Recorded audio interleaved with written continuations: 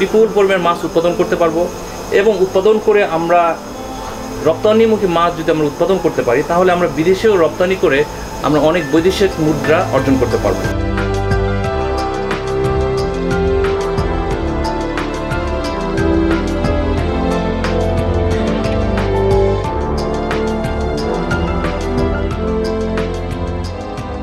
সুপ্রিয় দর্শক, কথা বলছি পুনরু ইউনিভার্সিটির সহকারী অধ্যাপক সাজিদুর রহমানের সাথে। আপনারা যারা আমাদের প্রথম পর্বটি দেখেছেন তারা নিশ্চয়ই জানেন স্যারের বায়োফ্লকে মাছ চাষ শুরুর গল্পটি আমরা তুলে ধরেছিলাম। আজকে জানতে চাই সম্প্রতি আমাদের দেশে বায়োফ্লকের সাথে সাথে বটম ক্লিন মাছ চাষের বিষয়টি অনেক গুরুত্ব দিচ্ছে। অনেকে বলছে যে বায়োফ্লকটা ছেড়ে দিয়ে এটা করা আরও বেটার। তো এই বিষয়ে স্যারের সাথে কথা বলবো। স্যার, এই বিষয়ে আপনি কি বলবেন, কোনটা আসলে আমাদের জন্য প্রযোজ্য? জি, আসলে আমাদের কাছে এই ধারণাটা ক্লিয়ার হওয়া দরকার। আসলে বায়োফ্লক এবং বটম ক্লিন এই বিষয়টা ক্লিয়ার হওয়া দরকার। সম্প্রতি আমরা দেখতে পাচ্ছি যে অনেকেই বটম ক্লিনের দিকে ধাবিত হচ্ছে, অনেকে বটম ক্লিনকে তারা ফোকাস করে তারা মানুষকে মিসগাইডেড করার চেষ্টা করছে। তো এই বিষয়গুলো আমি আজকে ক্লিয়ার করতে চাই যাতে সর্বসাধারণ এটার দ্বারা তারা বিভ্রান্ত না হয়। সেই জন্য বায়োফ্লক এবং বটম ক্লিন বিষয়টা আমি ক্লিয়ার করতে চাই। বায়োফ্লক হলো, প্রথমে আমি বায়োফ্লক সম্পর্কে বলবো। অবশ্যই। বায়োফ্লক হলো মাছ চাষের সর্বাধুনিক, টেকসই এবং পরিবেশ বান্ধব একটা প্রযুক্তি। আচ্ছা, বায়োফ্লক পরিবেশ বান্ধব কেন বলবো? বায়োফ্লকের দ্বারা পরিবেশ দূষিত হয় না। এখন বায়োফ্লক বা বটম ক্লিন বা এর আগে আমাদের র্যাস ছিল রিসাইক্লিং অ্যাকুয়াকালচার সিস্টেম, যেটাকে RAS বলা হয়। এগুলো কেন আসলো? এটার একটা প্রশ্ন আমাদের আসতে পারে। বিষয়টা হলো, যত দিন যাচ্ছে পৃথিবীতে মানুষের সংখ্যা বেড়ে যাচ্ছে, কিন্তু আমাদের নদ নালা, পুকুর, জলাশয়ের পরিমাণ বাড়তেছে না। তাহলে এই যে বর্ধিত জনসংখ্যা, প্রতি বছর শত কোটি কোটি লোক পৃথিবীতে যুক্ত হচ্ছে জনসংখ্যার সঙ্গে, এই লোকে খাদ্যের যোগানটা কে দিবে? তাহলে আমাদের অবশ্যই মাছের উৎপাদন বাড়াতে হবে। অবশ্যই। তাহলে মাছের উৎপাদন বাড়ালে আমরা তো জলাশয় বাড়াতে পারছি না, জলাশয় তো আমাদের ফিক্সড, তাই না? তখন বিজ্ঞানীরা চিন্তা করে যে আচ্ছা, আমরা তাহলে আমাদের উচ্চ ঘনত্বে মাছ চাষ করতে হবে। অল্প জায়গার মধ্যে আমরা কীভাবে বেশি মাছ উৎপাদন করতে পারি, এটা নিয়ে অনেক গবেষণা শুরু হয়। এটার অংশ হিসেবে ইউরোপ এবং আমেরিকা বিভিন্ন দেশে তারা বিভিন্ন জলাশয়ে মাছ চাষ শুরু করলো। সেখানে উচ্চ ঘনত্বে মাছ চাষ করতে গিয়ে তারা একটা কাজ করলো যে এই যে মাছ চাষ করতে গিয়ে মাছের যে বজ্র, বা আমরা যেটাকে ইংলিশে স্লাজ বলি, তরল বজ্র, স্লাজ নির্গত হয়, স্লাজ জমা হয় পুকুরের তলদেশে। সেই স্লাজ থেকে মূলত অ্যামোনিয়া উৎপাদন হয়। তো তারা কী করলো, আস্তে আস্তে এই পুকুরগুলো থেকে স্লাজগুলো বের করার ব্যবস্থা করলো। স্লাজগুলো যখন বের করা হচ্ছে তখন এখানে উচ্চ ঘনত্বে মাছ চাষ করা সম্ভব হচ্ছে। আচ্ছা, তাহলে এটা স্লাজটাকে তারা একটা পাইপ দিয়ে বা একটা পাম্প দিয়ে পুকুর থেকে বা নদী থেকে বা জলাশয় থেকে বা ট্যাঙ্ক থেকে তারা বের করে দিয়ে তাদের ট্যাঙ্কটাকে তারা পরিষ্কার রাখতো, বিশুদ্ধ রাখতো, যার ফলে সেখানে উচ্চ ঘনত্বে মাছ চাষ করা সম্ভব হতো। কিন্তু এই ব্যবস্থায় একটা সমস্যা দেখা দিল, এটাতে পরিবেশের ভয়াবহ বিপর্যয় দেখা দিল। কীভাবে দেখা দিল? প্রত্যেকের ট্যাঙ্ক থেকে বা জলাশয় থেকে যখন এই বিষাক্ত স্লাজকে যখন বের করে দিচ্ছে, সেটা যখন নদী নালা খাল বিলের মাধ্যমে অন্যান্য জলাশয়ে ছড়ায় পড়তেছে, তখন যে জীবাণুটা ছড়ায় পড়তেছে, এই জীবাণুর দ্বারা সমস্ত জলাশয়গুলো আস্তে আস্তে জলাশয়ের মাছগুলো রোগাক্রান্ত হয়ে মারা যাচ্ছে। আচ্ছা, তাহলে দেখা যাচ্ছে যে ওই পানিগুলো দূষিত হয়ে যাচ্ছে। তাহলে একটা ভালো রাখতে গিয়ে একটাকে হাই ডেন্সিটিতে করতে যেয়ে আমার আরেকটা জলাশয় নষ্ট হয়ে যাচ্ছে। তাহলে পরিবেশ দূষণ হচ্ছে। তাহলে এটা ভয়াবহ একটা বিপর্যয় দেখা দিল।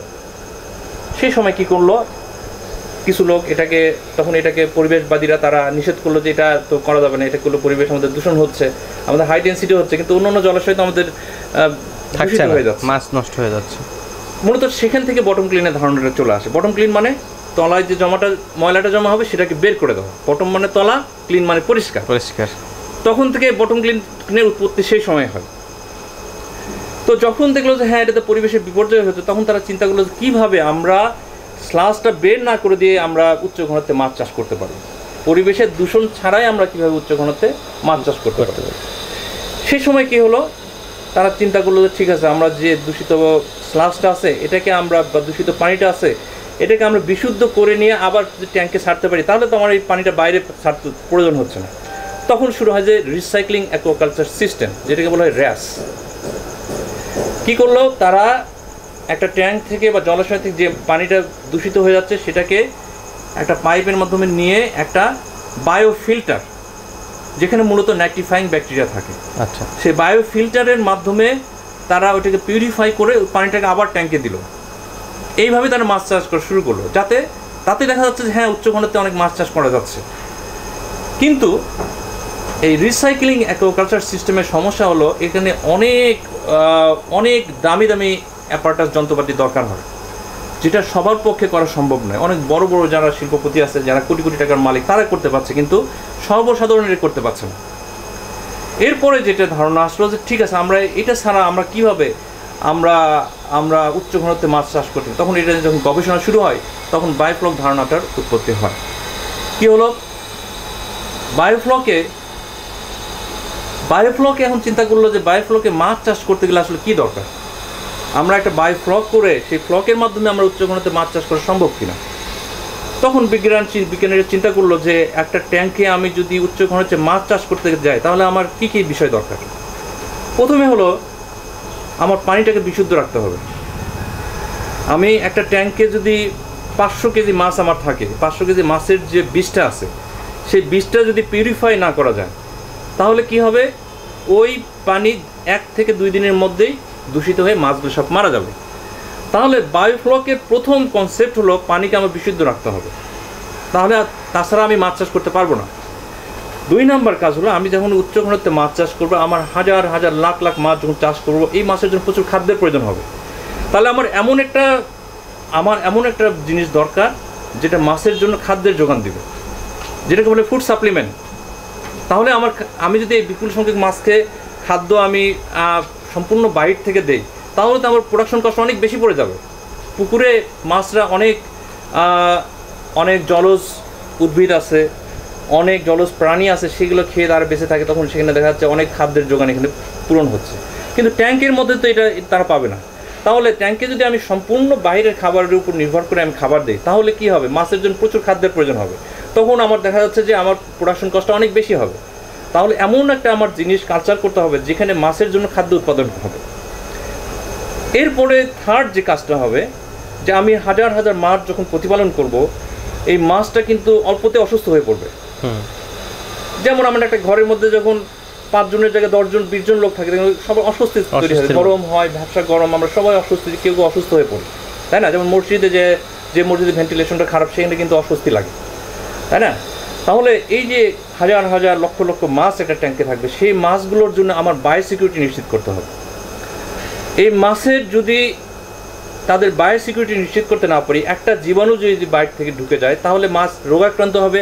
একটা মাছ যদি রোগাক্রান্ত হয় তাহলে 1-2 দিনের মধ্যে সমস্ত মাছ রোগাক্রান্ত হয়ে সমস্ত মাছ মারা যাবে। তাহলে এমন একটা অণুজীব আমার কালচার করতে হবে যেটা মাছের জন্য বায়োসিকিউরিটি নিশ্চিত করে। এরপরে বিজ্ঞানীরা গবেষণা করে বায়োফ্লক আবিষ্কার করলেন, যে বায়োফ্লকে কী করবে, বায়োফ্লক প্রথম কাজ করবে পানিকে পরিষ্কার করবে। তাহলে এটার জন্য যে অণুজীবগুলো দরকার সেই অণুজীবগুলো তারা গবেষণা করে বের করলেন। বায়োফ্লকের প্রথম কাজ হলো পানিকে পরিষ্কার পরিচ্ছন্ন রাখা। পানি যদি আমরা পিউরিফাই করতে না পারি তাহলে আমরা বায়োফ্লক কোনোদিন করতে পারবো না। সেকেন্ড কাজটা হলো ফুড সাপ্লিমেন্ট। তাহলে এমন কতগুলো অণুজীব আমার কালচার করতে হবে যেটা মাছের জন্য খাদ্যের যোগান দেবে। এখন হেটারোটপিক হেটারোটপিক ব্যাকটেরিয়াকে আমরা যে কালচার করি, বর্তমানে বায়োফ্লকে আমরা যেটা কালচার করি, এই হেটারোটপিক ব্যাকটেরিয়া তারা দ্রুত বংশ বিস্তার করে। তারা 1 গ্রামের মধ্যে 15 থেকে 20 বিলিয়ন অবস্থান করে, 1 গ্রামের মধ্যে। আচ্ছা, এরা আবার কি করে, প্রতি 20 মিনিটে তাদেরকে দ্বিগুণ করে, ডাবল করে। তাহলে আমার ট্যাঙ্কে যদি 500 বিলিয়ন থাকে, 20 মিনিট পরে 1000 বিলিয়ন হবে, তার 20 মিনিট পরে 2000 বিলিয়ন হবে। তাহলে এরা যখন বিলিয়ন উৎপাদন হয়ে নিজেরা ফ্লক আকারে থাকবে, তখন কি করে মাছ এদেরকে খাচ্ছে। তাহলে মাছের খাদ্যের যোগানটা এখানে হয়ে যাচ্ছে। 3 নম্বর যেটা বায়োসিকিউরিটি, এই হেটারোটপিক ব্যাকটেরিয়াগুলো তারা এত বিপুল পরিমাণে ট্যাঙ্কে অবস্থান করে, এরা এত বেশি পাওয়ারফুল থাকে, শক্তিশালী থাকে, যে কোনো জীবাণুকে তারা ট্যাঙ্কে ঢুকতে দেয় না। আচ্ছা, ঢোকার সাথে সাথে তাকে ধ্বংস করবে, ঢোকার সাথে সাথে তাকে হত্যা করবে। যেমন আমরা বলি যে হ্যাঁ, একটা জায়গায় অনেক পুলিশ বসে আছে, তাই না? একটা চোর ডাকাত যদি খুনি ভিতরে ঢুকে তাহলে কি করবে, সবাই ধরে ফেলবে না? হ্যাঁ, ধরে তাকে অ্যারেস্ট করা হোক, হত্যা করছে, এটা করবে। একই অবস্থা ঘটে বায়োফ্লক ট্যাঙ্কে। বায়োফ্লকে এত বিলিয়ন বিলিয়ন হেটাটোপিক ব্যাকটেরিয়া থাকে যে কোনো ক্ষতিকর, যেটাকে আমরা প্যাথোজেন বলি, রোগ সৃষ্টিকারী জীবাণুকে বলা হয় প্যাথোজেন। এই প্যাথোজেন যখন কোনো ট্যাঙ্কে ঢুকতেছে সঙ্গে সঙ্গে তাকে হত্যা করতেছে। শুধু হত্যাই করতেছে না, যদি কোনো ক্রমে কোনো মাছ আক্রান্ত হয় ওই মাছ থেকে দ্বিতীয় মাছ পর্যন্ত সে পৌঁছতে দিবে না, অর্থাৎ আউটব্রেক অফ ডিজিজ, রোগের যে বিস্তার, এই বিস্তার লাভ করার সুযোগ দিবে না। তাহলে বায়োফ্লকের আমরা দেখতেছি তিনটা মেজর ফাংশন। একটা হলো ওয়াটার কোয়ালিটি ম্যানেজমেন্ট, সেকেন্ড কাজ হলো ফুড সাপ্লিমেন্ট, থার্ড কাজ হলো বায়ো সিকিউরিটি নিশ্চিত করা। আর এই তিনটা কাজ করলেই আমরা বায়োফ্লকে সফল হতে পারবো। বায়োফ্লকের মূল কাজ হলো তিনটে। এছাড়া অনেক আরও ফাংশন আছে বায়োফ্লক, যেমন বায়োফ্লক মাছের ইমিউন সিস্টেমকে বাড়ায়, রোগ প্রতিরোধ ক্ষমতা বাড়ায়। বায়োফ্লক পিএইচবি উৎপাদন করে, পলিহাইড্রক্সিল বাইট্রাইট নামে একটা জিনিস উৎপাদন করে, যেটা কি করে মাছের হজম শক্তিকে বৃদ্ধি করে এবং কি করে ফ্যাটি অ্যাসিডকে সে মেটাবলিজমে সাহায্য করে, ফ্যাটি অ্যাসিডকে হজম করতে সাহায্য করে, যার ফলে মাছের হজম শক্তি বৃদ্ধি পায়, দ্রুত খায়, দ্রুত বড় হয়, ক্ষুধা লাগে আবার খায়, মাছ দ্রুত বড় হয় বায়োফ্লকে। তাহলে এই তিনটা কাজ মূলত আমাদের বায়োফ্লকে হচ্ছে। এখন বায়োফ্লকের আমরা প্রবক্তা হিসেবে আমরা যদি অনেক আগেই 1970 সালে বায়োফ্লক আসে, তো আমাদের ইয়ারাম অ্যাবনিমেলিস এখানে একটা অগ্রণী ভূমিকা পালন করেন, এই জন্য তাকে এটা প্রবক্তা বলা যায়। তো উনি যখন ওনার 20-30 বছর আগে ওনার যে গবেষণা বইয়ে যখন বায়োফ্লক সম্পর্কে উনি বলছেন, বিশেষ করে পন্ড কালচার, পুকুরের ক্ষেত্রে বা যে কোনো ট্যাঙ্কে বায়োফ্লকে অ্যামোনিয়া কন্ট্রোল করার ক্ষেত্রে যে ময়লা বা স্লাসটা তৈরি হবে সেটাকে আমাদের দৈনিক 2 থেকে 3 বার ড্রেন করতে হবে, বের করে দিতে হবে, যেটাকে আমরা বলি বটম ক্লিন। আচ্ছা, বটম ক্লিন ধারণাটা ইয়ারাম উনি নিয়ে আসছেন 20 থেকে 30 বছর আগে, এবং ওনার বই স্পষ্ট বলা আছে কীভাবে বটম ক্লিন করতে হবে। পুকুর থেকে পুকুরের এমনভাবে পুকুরের কনস্ট্রাকশন হবে যে সমস্ত ময়লা যে এক জায়গায় জমা হবে সেখান থেকে পাইপের মাধ্যমে, আন্ডারগ্রাউন্ড পাইপের মাধ্যমে, পাম্পের মাধ্যমে স্লাসটাকে দৈনিক 2-3 বার বের করে দিতে হবে। একইভাবে আমরা ফিশ ট্যাঙ্কেও আমাদের এই কাজটা করতে হবে। উনি তার বইয়ে লিখে গেছেন যে তেলাপিয়া কালচারের ক্ষেত্রে দৈনিক 2 থেকে 3 বার আমাকে ড্রেন করতে হবে। কি ড্রেন করতে হবে? আমার স্লাসটা বের করে দিতে হবে। তাহলে আমাদের ট্যাঙ্কের ক্ষেত্রে আমাদের বটম ক্লিনটা আমাদের অপরিহার্য। আর পুকুরে যখন বড় বড় পুকুরে করব, যেখানে লাখ লাখ লিটারের চাষ হচ্ছে, সেখানে তো বটম ক্লিন অপরিহার্য। তাহলে আমরা দেখতে পাচ্ছি যে বটম ক্লিন হলো বায়োফ্লকের একটা অংশ। বায়োফ্লক সফল করার জন্য আমাদের বটম ক্লিন দরকার। এখন অনেকে বলতেছে আমি বায়োফ্লক করবো না, আমি শুধু বটম ক্লিন করবো। হ্যাঁ, বটম ক্লিন যদি আপনি করেন তাহলে আপনি যদি বায়োফ্লক না করেন, সেখানে হয়তো উচ্চ ঘনত্বে মাছ চাষ করা সম্ভব হবে, পুকুরের চেয়ে একটু বেশি। বায়োফ্লকের মতো মাছ চাষ করা এখানে সম্ভব হবে না। 2 নম্বর যেটা, বায়োফ্লকের যে বেনিফিটগুলো সেটা আপনি পাচ্ছেন না। বায়োফ্লকের যে বলা হচ্ছে যে সে আপনার ফুড সাপ্লিমেন্ট হিসেবে কাজ করবে, ডিজিজ প্রোটেকশন দিবে, ওয়াটার কোয়ালিটি ম্যানেজ করবে, এই ফ্যাসিলিটিগুলো তো আপনি বায়োফ্লক না করলে পাচ্ছেন না। শুধু বটম ক্লিন করে যদি আপনি মনে করেন আপনি বিলিয়ন টনকে টন উৎপাদন করবেন, এর সম্পূর্ণ মিথ্যা ভ্রান্ত একটা ধারণা। সম্প্রতি আমাদের দেশে অনেকেই এই বটম ক্লিনকে হাইলাইট করে অনেক মানুষকে বিভ্রান্ত করছে যে আপনারা বায়োফ্লক না করে বটম ক্লিনে আসেন, বটম ক্লিনে এসে আপনারা আমার কাছে ট্রেনিং করেন, ট্রেনিং করে আপনারা করেন, বিশেষ করে তাদের ট্রেনিং ব্যবসা করার জন্য, অথবা তারা কিছুটা ফায়দা লুটার জন্য কিছু মানুষকে তারা মিসগাইড করছে। কারণ বটম ক্লিন ছাড়া আমাদের বায়োফ্লক কখনো সফল হবে না। এবং কেউ যদি মনে করেছে আমি বটম ক্লিন করবো, বায়োফ্লক করবো না, তিনিও সফল হতে পারবেন না। আচ্ছা, কাজেই আমাদের বটম ক্লিন এবং বায়োফ্লক অঙ্গাঙ্গিভাবে জড়িত। কেউ যদি বায়োফ্লক করে তাকে বটম ক্লিন অবশ্যই করতে হবে, আর কেউ যদি বটম ক্লিন করে বায়োফ্লক না করে সে কোনোদিন সফল হতে পারবে না। তো আমি এই বলি আমি যারা বায়োফ্লক এবং বটম ক্লিন নিয়ে এখনও বিভ্রান্তে আছেন তাদের কাছে আশা করি এটা বিষয়টা ক্লিয়ার হয়ে গেছে। আপনারা বিভ্রান্ত না হয়ে আপনারা আমার এই কথাগুলোকে আপনারা অনুসরণ করুন, আপনারা অবশ্যই সফল হবেন।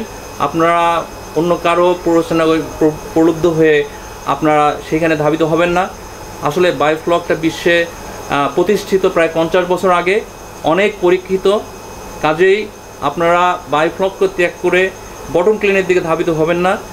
আপনারা সফল হতে চাইলে অবশ্যই আপনাদের বায়োফ্লকটাই করতে হবে উইথ বটম ক্লিন। স্যার অনেক সুন্দর কথা বললেন এবং আমার দর্শকদেরকে বায়োফ্লক এবং বটন ক্লিন সম্পর্কে সুন্দর একটি ক্লিন ধারণা দিতে পারলাম আপনার মাধ্যমে। এর জন্য আপনাকে অনেক ধন্যবাদ। কৃষি ও কৃষকের গল্পে সময় দিলেন। আজকে আমার একেবারে শেষ পর্যায়ে আমাদের অনুষ্ঠানে সময় দেওয়ার জন্য আপনাকে অনেক ধন্যবাদ। আপনাকে অনেক ধন্যবাদ।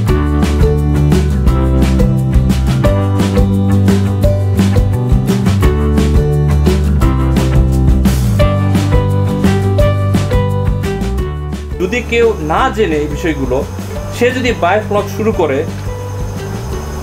তাহলে কি হবে? এই জ্ঞানের ঘাটতির কারণে তার সম্পূর্ণ মাছ চাষটা ব্যর্থ হয়ে যেতে পারে।